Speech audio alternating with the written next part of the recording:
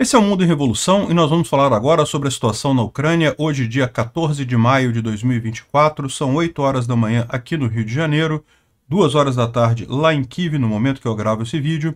Tivemos um pequeno ataque com drones Shahed 136 contra o território ucraniano, aqueles drones de fabricação iraniana usados pelos russos, principalmente aqui no oeste da Ucrânia, mas eles foram todos derrubados, foram 18 drones todos derrubados.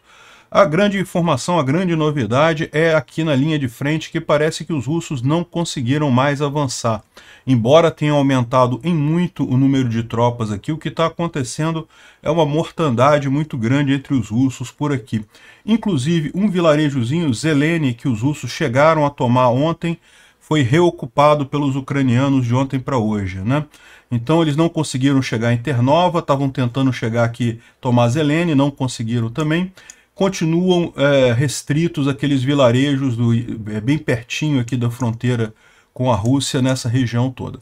Não quer dizer que a coisa está tranquila, tá? Continuam lutas muito fortes, e como eles usam aquelas bombas aéreas planadoras deles lá, realmente a situação é complicada. A evacuação de Vovchansk está acontecendo neste momento, os civis todos estão sendo tirados de lá. A situação não está tranquila não, mas aparentemente os russos não estão conseguindo mais avançar. Inclusive, segundo diz o Budanov, esse fracasso russo aqui na região de não conseguir avançar praticamente nada e está perdendo muito pessoal, foi um dos motivos para os russos cancelarem a operação equivalente que eles fariam aqui em Sumy.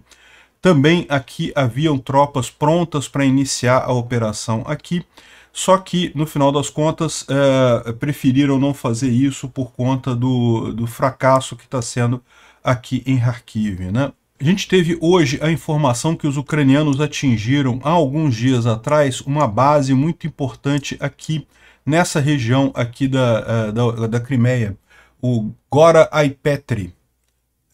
Não sei se tem um nome aqui, mas era uma base secreta que foi construída pelos russos de defesa antiaérea. Essa região aqui é uma região montanhosa, tá? Uma região muito alta aqui na Crimeia, toda essa área aqui. E os russos tinham construído essa grande defesa antiaérea secreta ali e teria sido tudo destruído pelos ucranianos, inclusive o comandante morreu. Isso é informação que vem lá da Rússia, tá? Fora isso, na linha de frente, nenhuma alteração significativa, nada digno de nota. Continuam os russos tentando avançar com muito pouco sucesso em toda a linha de frente e morrendo muito russo. Isso é outra coisa que chama atenção de ontem para hoje, somando o fronte aqui no leste e o fronte aqui no norte. Quer dizer, não é bem norte, né? É noroeste, né? O fronte aqui de Kharkiv, foram 1.400 mortos russos de ontem para hoje, né?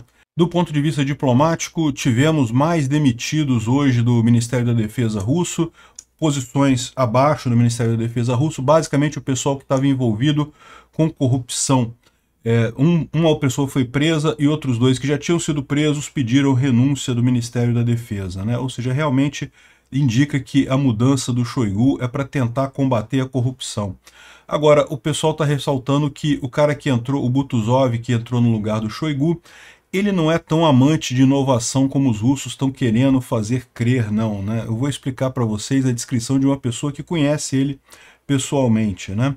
Além disso, o Putin deu o cargo de assessor especial dele para o Patrushev. Então o Patrushev também não foi totalmente demitido, mas mais uma vez saiu de um cargo honorário significativo para um outro cargo honorário menos significativo.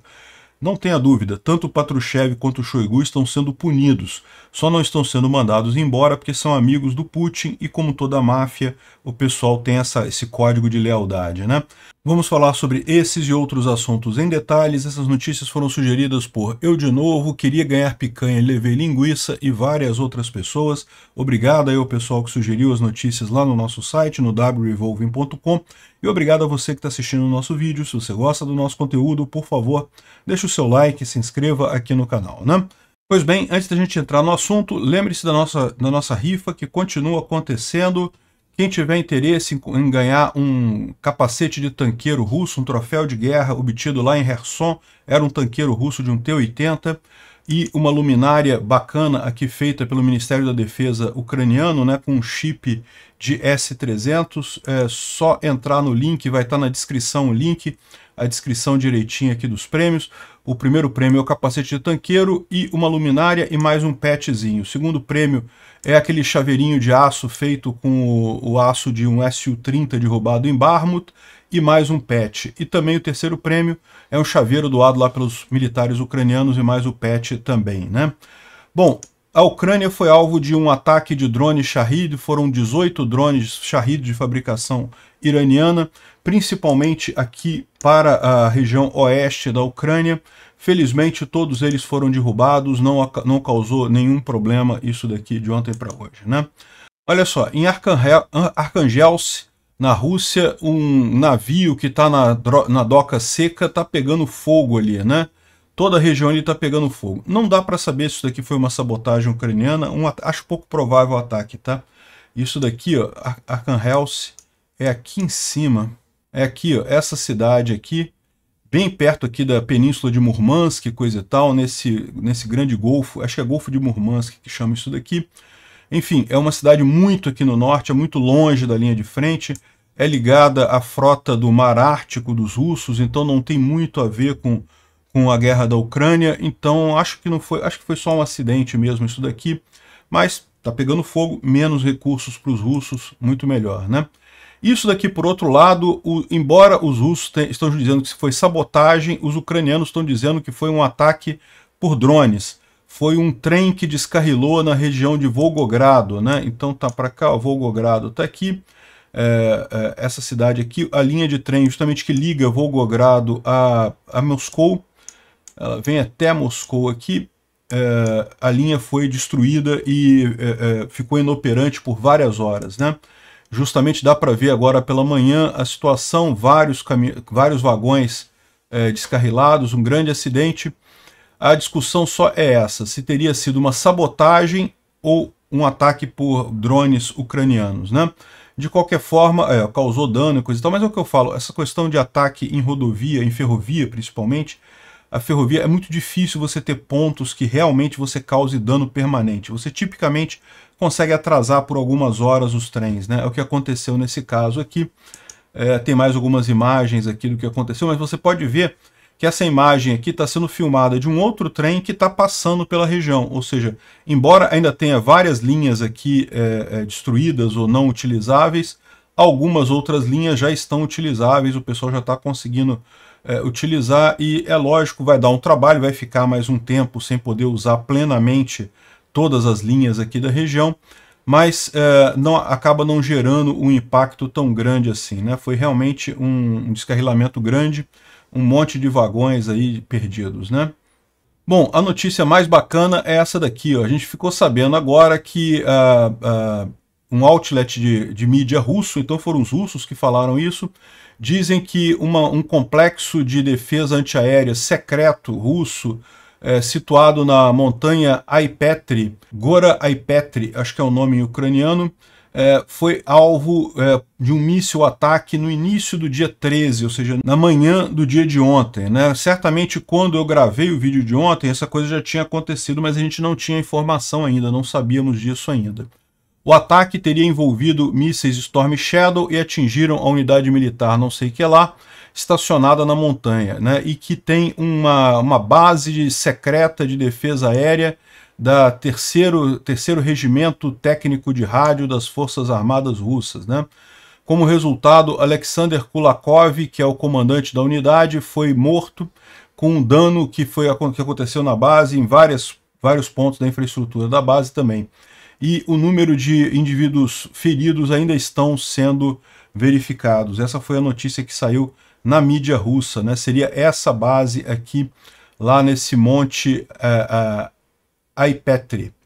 Esse monte Aipetri fica aqui, como a gente já viu, bem aqui no sul da Crimeia. É essa região montanhosa aqui da Crimeia. Em algum lugar por aqui, o monte Aipetri. Não sei se eu vou conseguir achar aqui, mas não importa. É por aqui, foi atingido ontem, né? Teriam sido vários mísseis ucranianos que teriam atingido esse complexo e os ataques aconteceram às 6 horas da manhã do dia 13 de maio, ou seja, de ontem, né?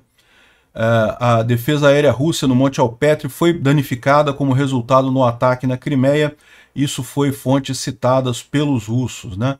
E é curioso isso, porque geralmente a gente tem essa informação primeiro do lado ucraniano e só depois os russos admitem que sofreram um ataque, né? Dessa vez eles abriram a informação já. É curioso isso daí, é uma coisa para se apontar essa história aí, né? Tanto que ontem a gente não noticiou nenhum ataque ucraniano contra a Crimeia, né?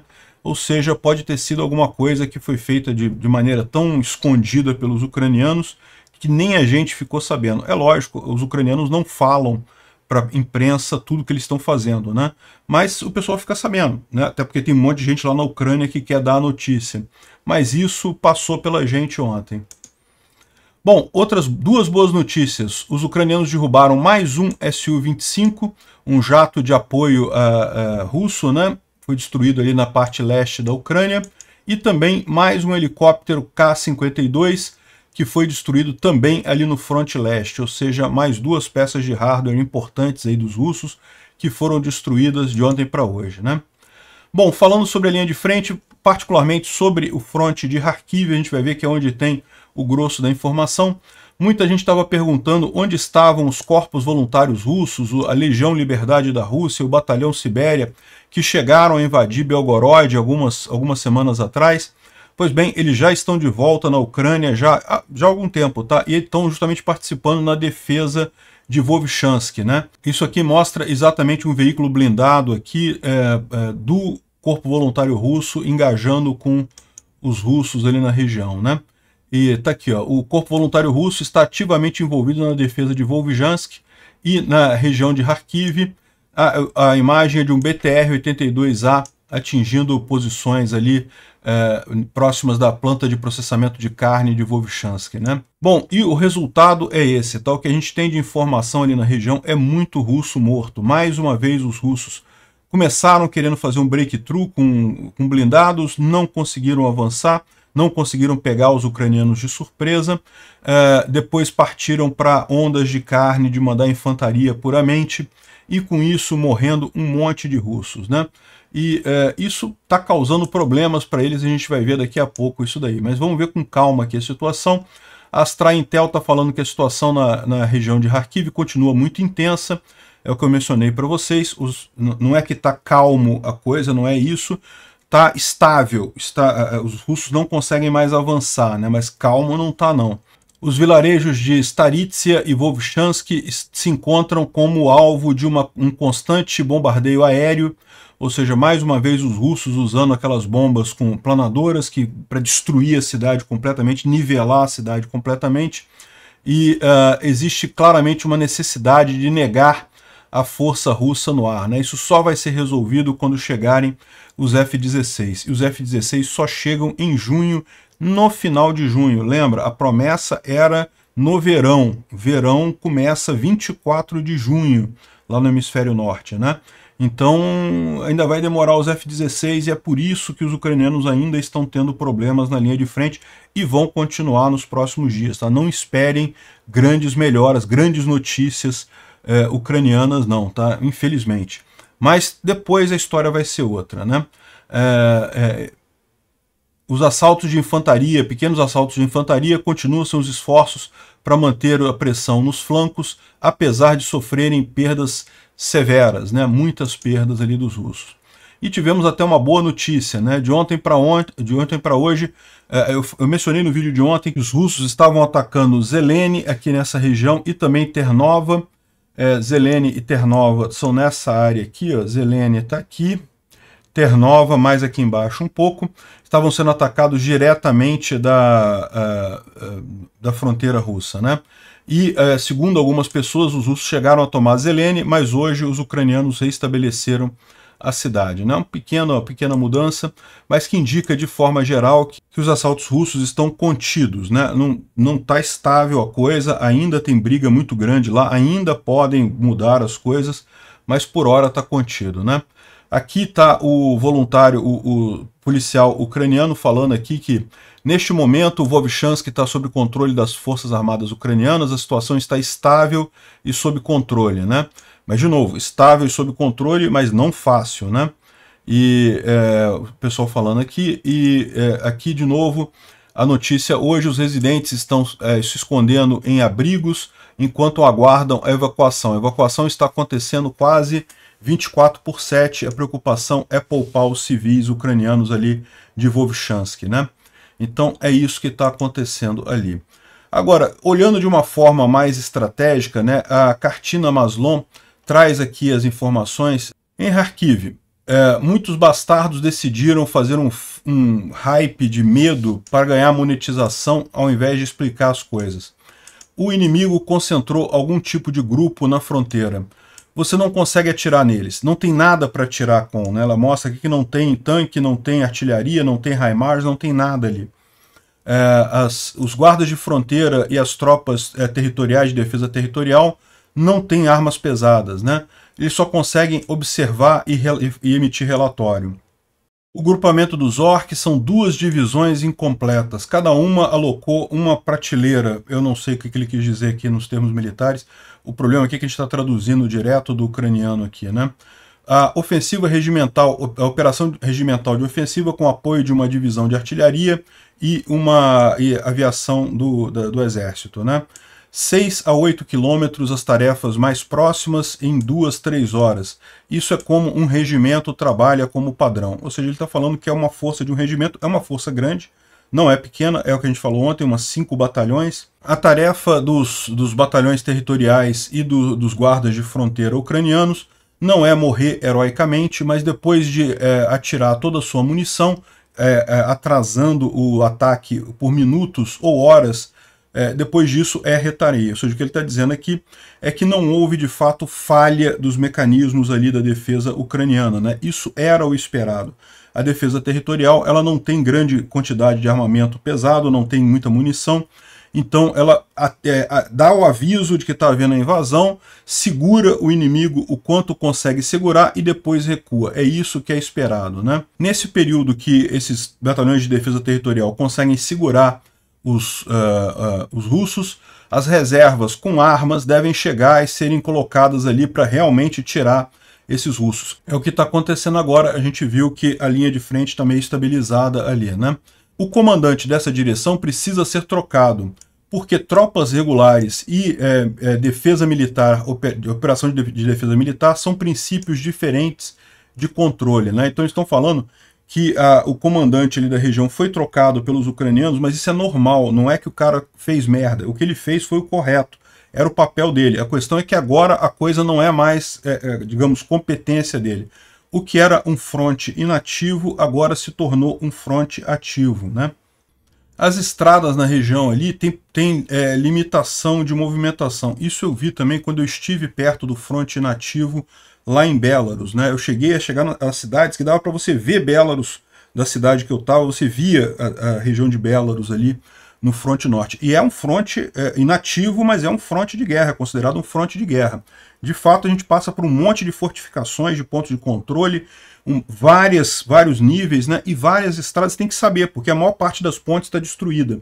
Deve ser a mesma coisa em Kharkiv. Os ucranianos deixaram as pontes destruídas justamente para atrasar uma eventual tentativa russa de avançar ali. E os russos estão destruindo pontes também na área, o que indica que, no final das contas, a expectativa deles não é ir muito longe, porque se fosse ir muito longe, eles não iriam destruir as pontes. As pontes são importantes para eles conseguirem manter o avanço, né?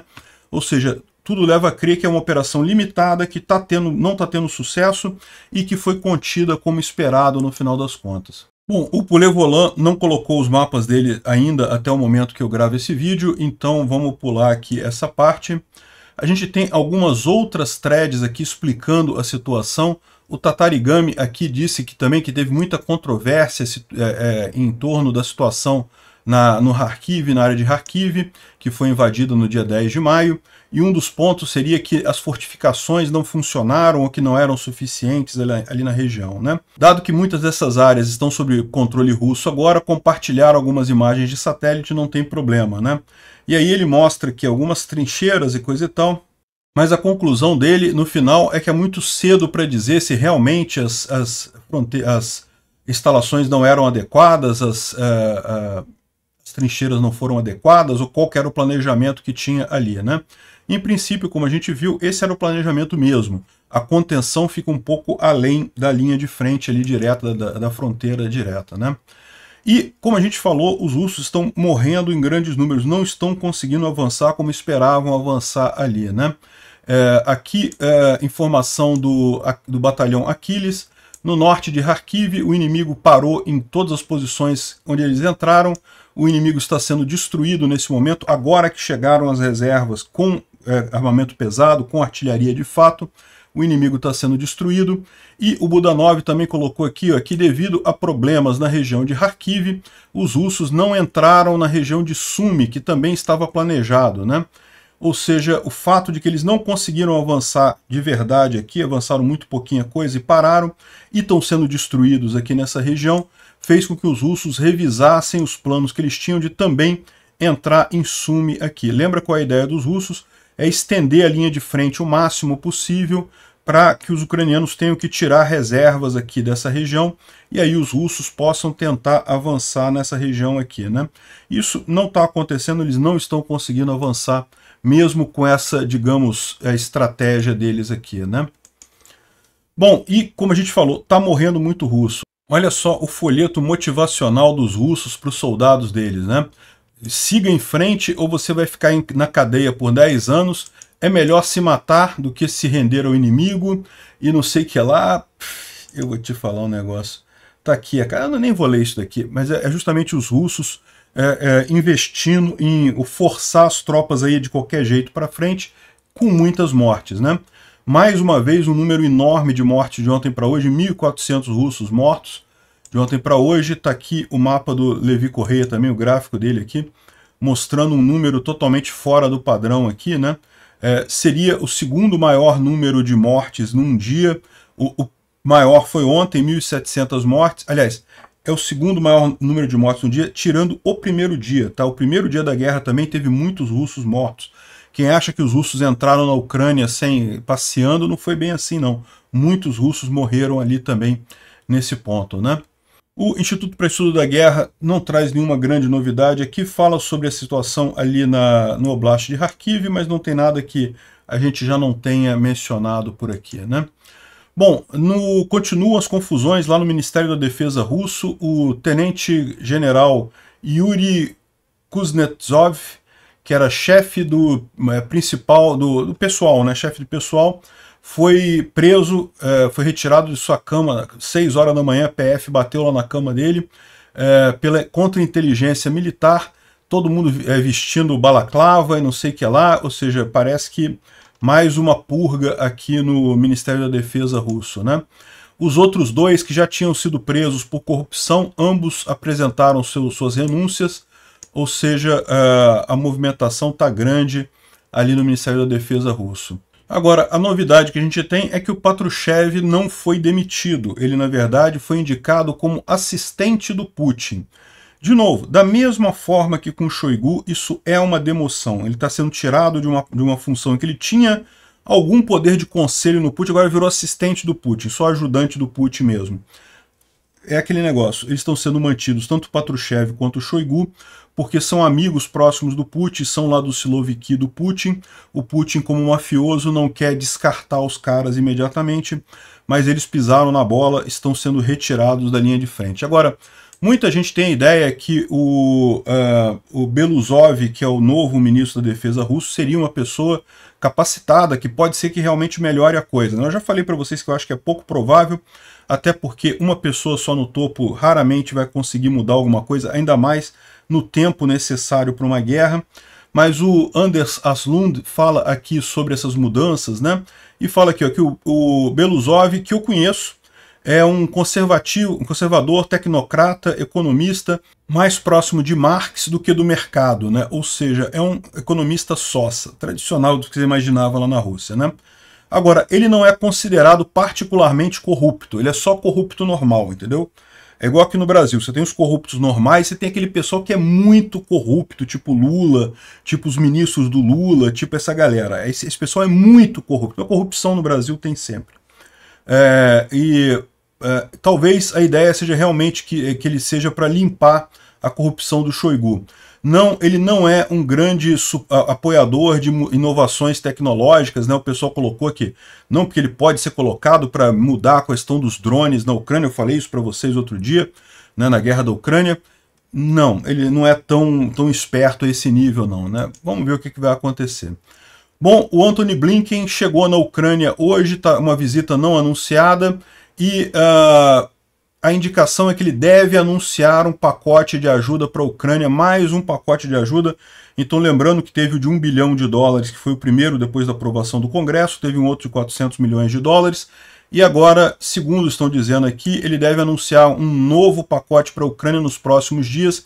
Imagina-se que a ida do Blinken lá em Kyiv seja justamente ou para anunciar esse pacote, ou para conversar com os Zelensky, estabelecer exatamente o que vai estar neste pacote, né?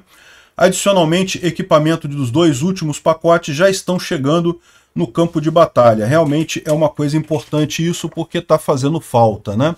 Além disso, o Biden assinou uma lei que bane a importação de urânio enriquecido da Rússia. Com isso, menos $2,72 bilhões que iriam para a Rússia, e agora vão ser usados para incentivar a produção doméstica de urânio nos Estados Unidos, né? Mais um problema para a Rússia aí. Não é uma grande exportação, a grande exportação da Rússia é o petróleo, mas não deixa de ser um baque para eles, né? Outra coisa, o primeiro-ministro da Dinamarca falou que algumas pessoas entenderam que ele falou que os F-16 chegariam em um mês. Em um mês já teríamos o F-16. Na verdade, nós estamos agora em maio, isso daria no início de junho, mas lembra, o verão começa no dia 24 de junho. Se espera que os F-16 cheguem no verão, né? A gente espera que seja antes, é lógico, está todo mundo esperando. Quanto antes chegar o F-16 é ideal. Mas lembra que não está tendo atraso, até aqui não teve atraso, né? A expectativa sempre foi no verão de 2024, né?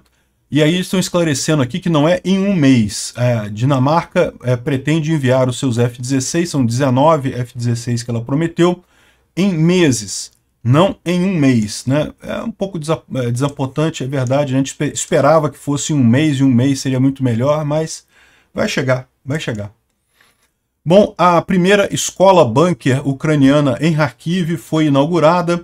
Os alunos agora já podem estudar presencialmente numa escola que é segura. Ela fica 6 metros abaixo da superfície e é capaz de resistir de impactos de diversos tipos ali, né? Aconteceu ontem, lá em Portugal, o encontro de Fátima, né? Em que muita gente vai nesse encontro. Uma procissão muito grande ali, né? Realmente muito bonito de ver, né? Muito bonito mesmo. E o Visegrad aqui está lembrando de uma das profecias, né, de Fátima, né? Se meus pedidos forem atendidos, a Rússia se converterá e haverá paz. Senão, ela acabará espalhando o terror em todo o mundo, causando guerras e perseguição da igreja, né? Olha que coisa profética realmente, né? Obrigado por assistir o vídeo até o final. Se gostou do conteúdo, não esqueça de deixar o seu like, isso ajuda o canal a crescer e a chegar para mais gente. Se não gostou, deixe o dislike e explique nos comentários como podemos melhorar. Comente também sugestões de temas que podemos trazer por aqui. Comentários insultuosos ou defendendo ditaduras e criminosos de guerra serão sumariamente bloqueados. Agradeço a compreensão. Se ainda não é inscrito no canal, considere se inscrever clicando no botão inscrever-se abaixo e marcando a campainha para todos os avisos. Se quiser ajudar o canal, veja no nosso site como você pode fazer isso.